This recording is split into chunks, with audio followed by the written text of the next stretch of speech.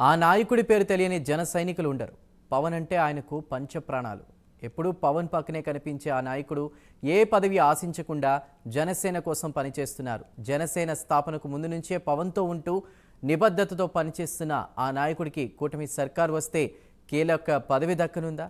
జనసేన అధిష్టానం కూడా ఆయన సేవలను పరిగణలోకి తీసుకోనుందా? ఇంతకు ఎవరా నేత?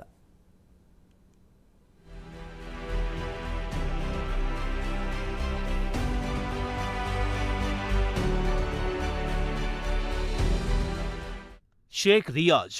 జనసేన పార్టీలో ఈ పేరు తెలియని వారుండరు. పవన్ కళ్యాణ్ శిష్యుడిగా జనసేన స్థాపనకు ముందు నుంచే సేనానితో ప్రయాణం చేస్తున్న వ్యక్తి రియాజ్. జనసేన ఆవిర్భావం తర్వాత పార్టీ కోసం అవిశ్రాంత కృషి చేశారు.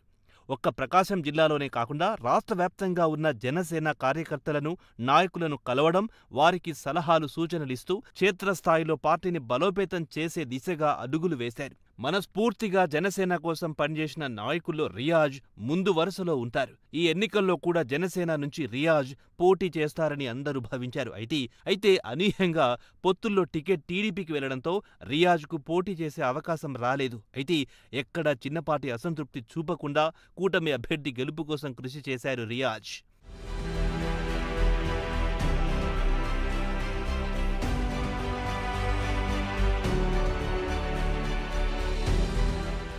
శ్రీమంతుడికి ఆంజనేయుడెలాగో పవన్ కళ్యాణ్కు రియాజ్ అలాగే అనే మాట తరచూ వినబడుతూ ఉంటుంది.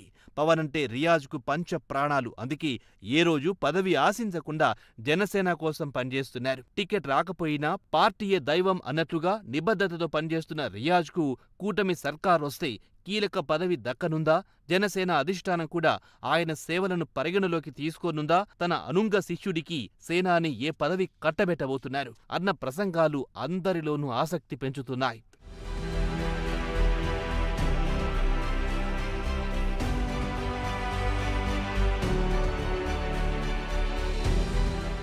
పార్టీని నమ్ముకొని కూటమి గెలుపు కోసం నిస్వార్థంగా పనిచేసిన రియాజ్ లాంటి నేతలకు కూటమి ప్రభుత్వం వస్తే కీలక నామినేటెడ్ పదవులు దక్కడం ఖాయమని తెలుస్తోంది.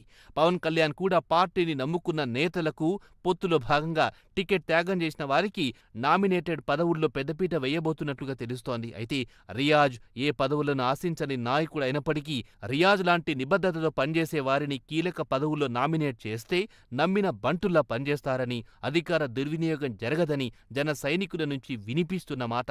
చూడాలి మరి కూటమి ప్రభుత్వం వస్తే రియాజ్ పొలిటికల్ ఫ్యూచర్ ఎలా ఉంటుందో అన్నది.